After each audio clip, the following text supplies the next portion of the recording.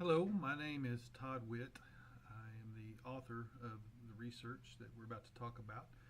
This presentation is more of an author's perspective on the research, a little more informal way of looking at the study. This could be useful maybe if you've got a group of people who are involved in a collaborative, formal, informal collaborative, and want to learn a little bit more from what's going on in other places. So this is something that's a little less formal, not digging down in a lot of the minutia of the research, but a little more author's insight into what's going on. So that's what this presentation will be about. So let's begin.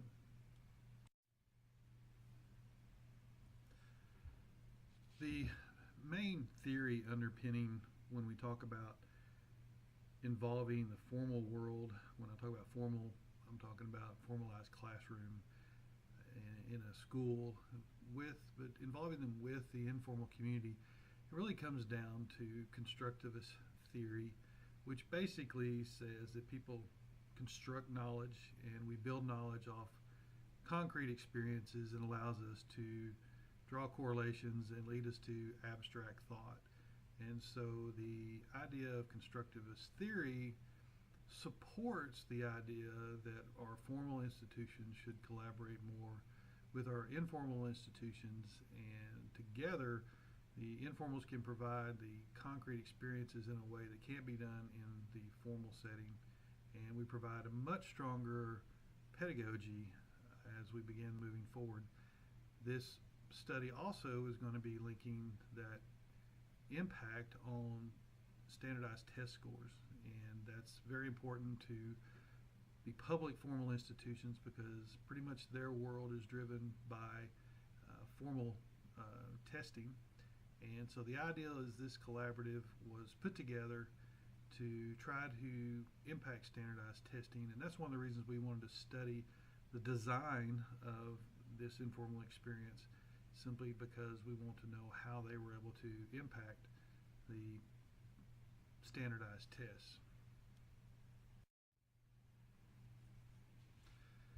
Before we move any further, I want to speak a little bit more into what I'm talking about in regards to this study in informal science. People may consider informal science to be robotics clubs, after school programs that are sort of extracurricular or outside of the classroom time, and that may be considered informal science. What I'm talking about in this program is actual separate entities from the formal system that have facilities and programs such as the ones that you see here: aquaria, science centers, nature centers, outdoor learning facilities, even mobile facilities that come to your classroom. Basically, informal resources that are bringing things that are much bigger, much more beyond the scope of what a normal classroom teacher could expect to have in their classroom. So that's kind of what we're talking about today when I'm talking about informal science and informal science experiences.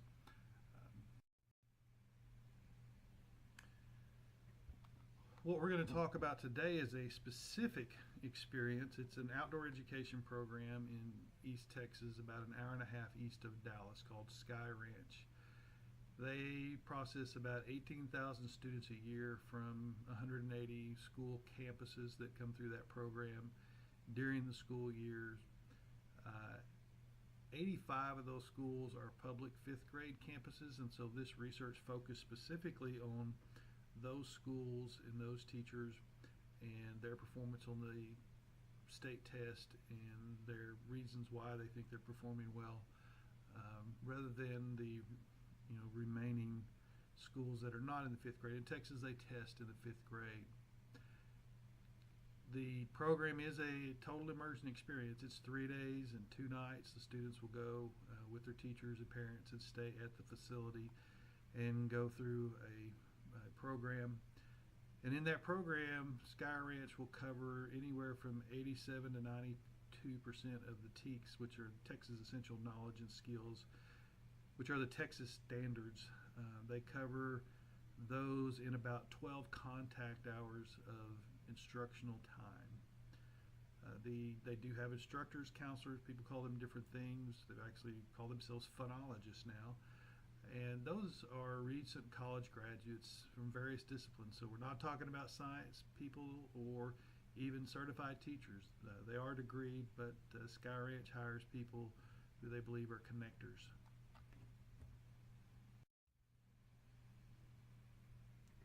One of the reasons that we wanted to go in and look at Sky Ranch is we had heard from teachers comments that they felt like the program was impacting their test scores.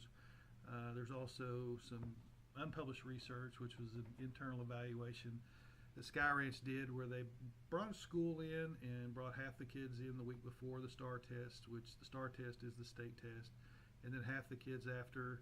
They specifically looked at the kids who had failed their benchmark test in January, who they expected not to pass.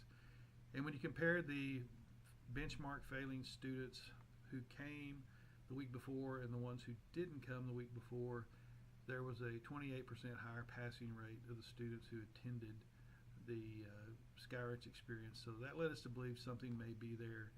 And so we decided first to go in and see, is there anything that we can do to validate what may be a phenomenon taking place at Sky Ranch with that informal experience that is impacting test scores. So what we did is we decided to go to the state of Texas. You can go to the Texas Education Agency's website, and we actually could pull all of the test scores and take a look at them. And we looked at the passing rates for the 85 schools who came to Sky Ranch and went through the OE program and compared them to the state averages and ran a t-test to evaluate that. And we actually found evidence supporting a claim that the Sky Ranch experience is impacting test scores. They had a 14% higher passing rate than the state average, those 85 schools. It was highly statistically significant. And one point of note, actually only 3 of the 85 scores fell below that state average, and they were just by literally a couple of points that they fell below. So highly probable, or at least there's strong indication that something's going on there as relative to the test. Now, you could be argued that the schools that are being pre-selected, the schools that are coming to camp are already doing well on the test. I will tell you the demographics do skew towards an upper income schools that come out to Sky Ranch, but there are also many schools that fall in that lower income bracket who did just as well on the test. And so in any case, there's what we do know from this is schools who are doing well on the test, whether it's with Sky Ranch, because of Sky Ranch, or those are schools with strong pedagogy who include a experience such as Sky Ranch in their pedagogy, gives credence to the fact that the program is having an impact, and would be of value to try to figure out what it is about that program that is having an impact as related to test scores, so that other informal institutions as well as formal institutions looking to partner with an informal could take a look at to see what can we do to improve what we're doing. When we looked at the research, we conducted interviews with stakeholders, Sky Ranch staff. We also looked at different school district personnel, teachers, administrators with different years of experience out there as far as coming to Sky Ranch. And we looked at what they were doing, and we were able to triangulate our data and come up with these 8 primary drivers from talking to the interview. We talked to 4 personnel from the schools in this and 1 Sky Ranch administrator, and from that we felt like we had these 8 common themes that were present.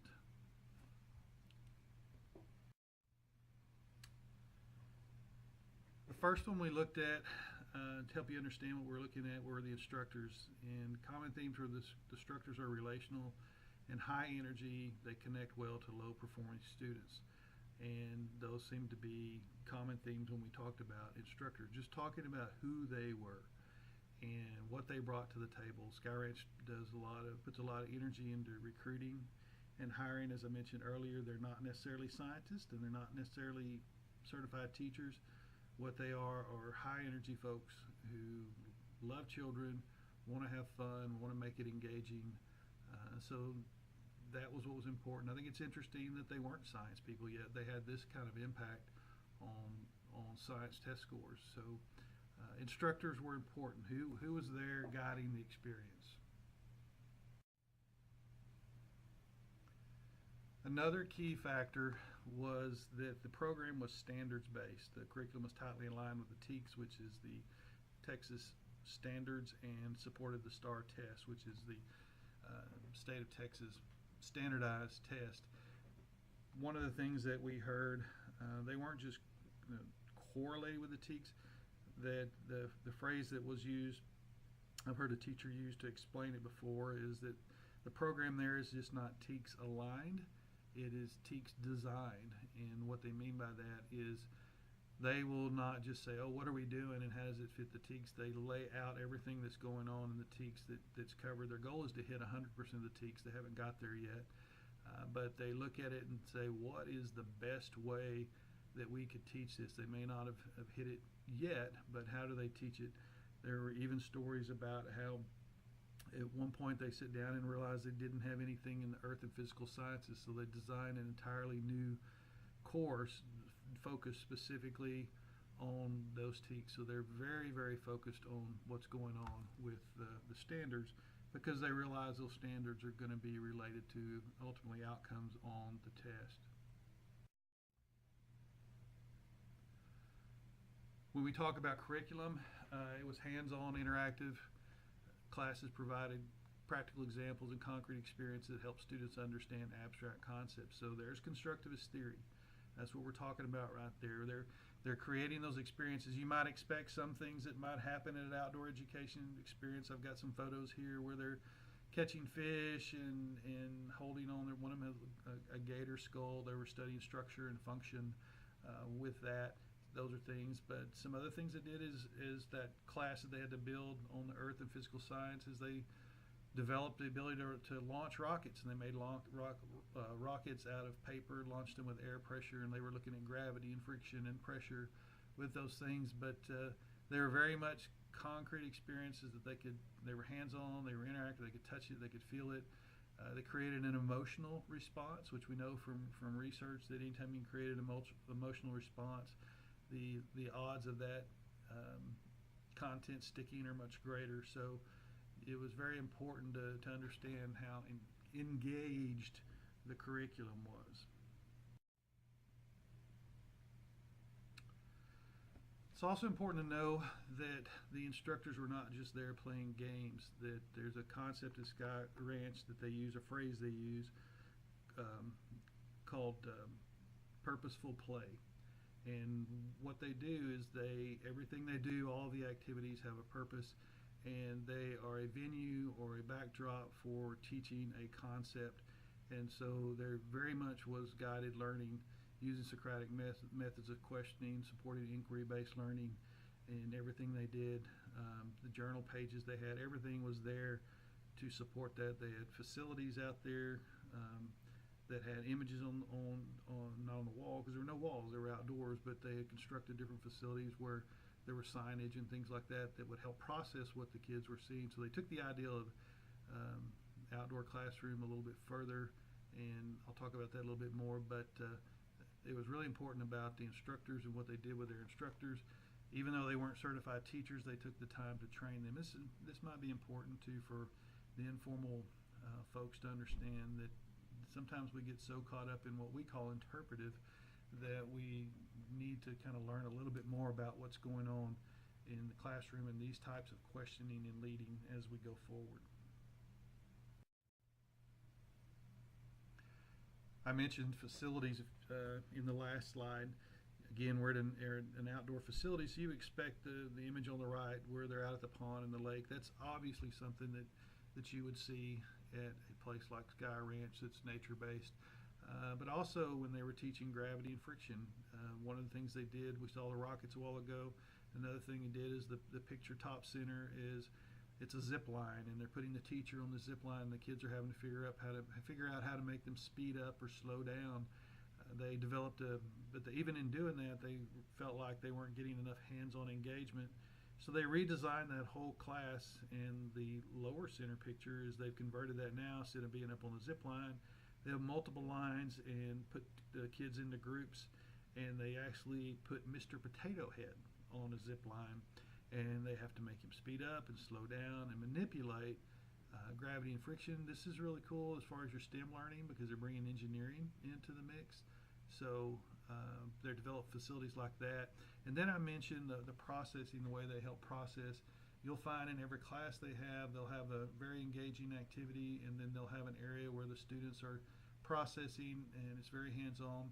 The picture on your far right is where they did a game where they ran around rolling dice, acting like a water molecule in the water cycle game, and they've written that down in their journal, and now they're back with a piece of yarn. Those faucets that you see are labeled with all the different places where a water molecule can go, rivers, lakes, groundwater, things like that. And then they take a piece of yarn and they trace that experience that they had with their water molecule, and then there are several of those, and the kids can look at each other. So everything they think about in their facilities, they are very intentional because they are trying to achieve a specific goal. They want those kids, if that question comes up, for example, on anything to do with the water cycle, they want to know that they've done everything they can to give that child enough experience with that, enough concrete experience to grasp what they saw and be able to translate that into answering a question on a test. And this is a good place to stop for a minute and say, you don't have to abandon your core mission as an informal, because Sky Ranch is an outdoor education program, is to teach about nature, and they're teaching quality information out there on the water cycle. So they didn't abandon their mission. They just worked tighter with the school to figure out what they needed to know and then developed a program around that.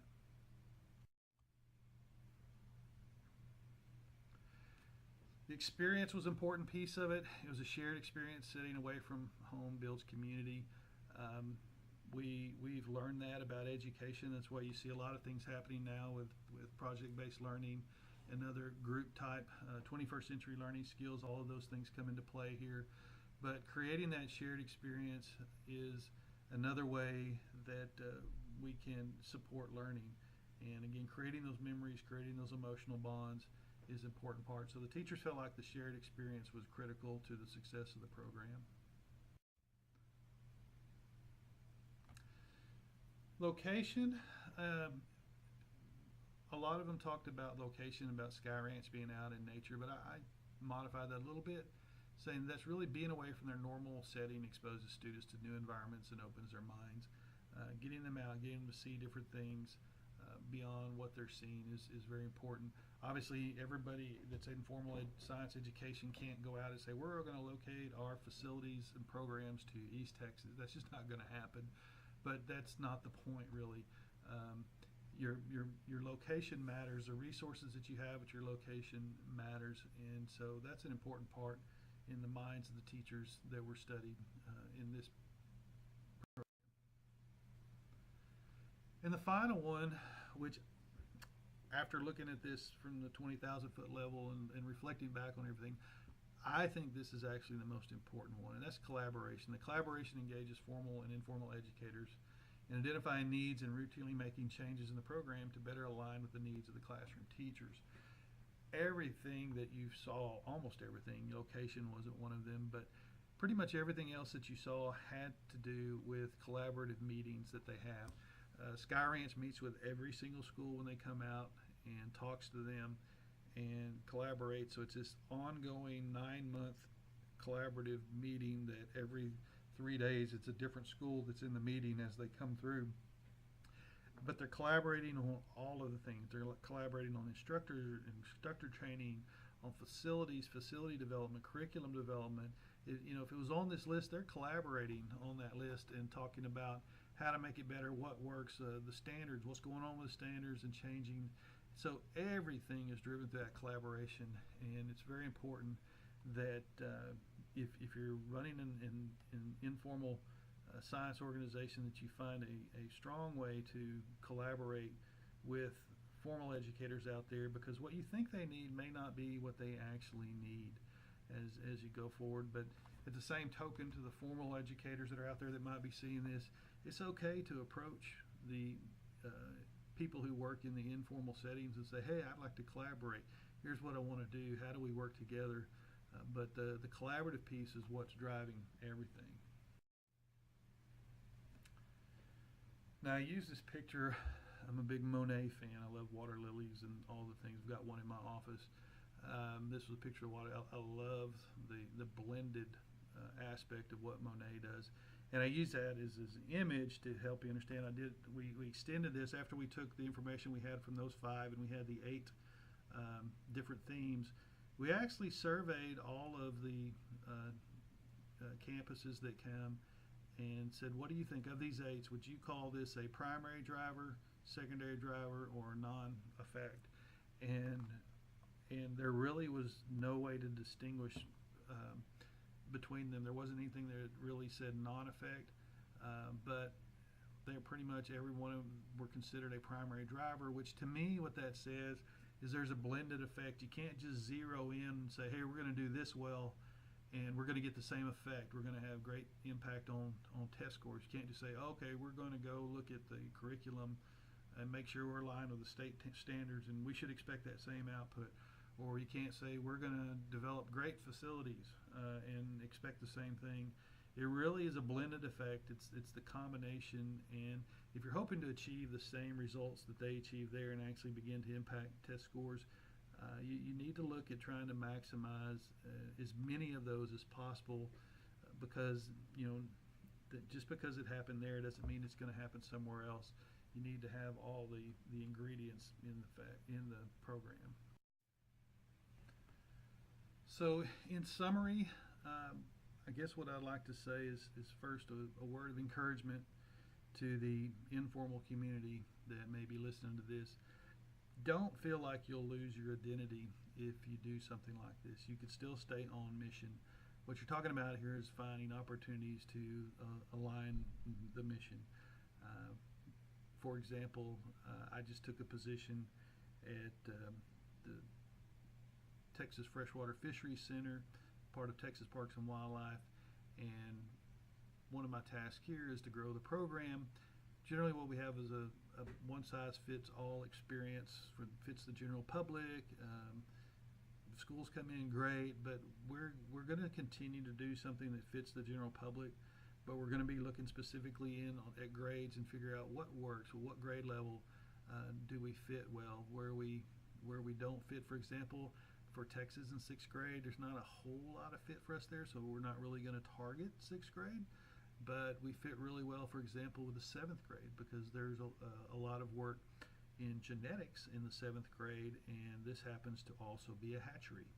And so we're going to begin looking at what is something that we can do unique and specific for 7th graders. We're going to be bringing in teachers as part of a collaborative. We're going to sit down, we're going to look at the curriculum, we're going to talk about it, we're going to brainstorm, and then come up with a way to design facilities to move forward. So, we're just like many of you probably were not like Sky Ranch, where we can hone in on just one grade, and that's kind of our core thing, and that's what we do. We do have a general public that we got to serve, but that doesn't mean we can't have some of these same strategies to go in and impact. And we'll still teach quality inland fisheries content from here, which is the goal here, just like Sky Ranch was still meeting their mission and teaching quality nature experiences. To the formal educators, man, do not pass up the resources that are out there in informal science. The things that can happen there, the resources they can bring to the table, they're not afraid to talk to you. Give them a call and see what you can do to involve them. Look at students. Don't sell short the impact that experience. There's research out there that looks at the impact of those experiences over time, and they'll remember those experiences for years. You can even draw on an experience that happened in the 2nd grade and can use it to teach a 10th grade concept. when it's out there. So don't back away from being a part of that, and not take advantage of your informal resources that are there. There are organizations out there that can support you. There are state levels. In Texas, it's the Informal Science Educators Association, and that's where the majority of informal science folks are. There's national office for the Center for the Advancement of Informal Science Education. Those folks will be happy to talk to you. NSTA, it's doing its part to bring the world of formal and informal together through their journal Connected Science Learning, as well as some other initiatives underway at NSTA. So please continue to take a look and take advantage of the opportunities with informal science, and actively look to collaborate. So that wraps up the study. I hope this was helpful to you. I would be happy to speak with you if you want to know more information about that program. I've left my contact information there. I encourage you to take what you learned there and apply it to your setting, and hopefully you will have similar outcomes.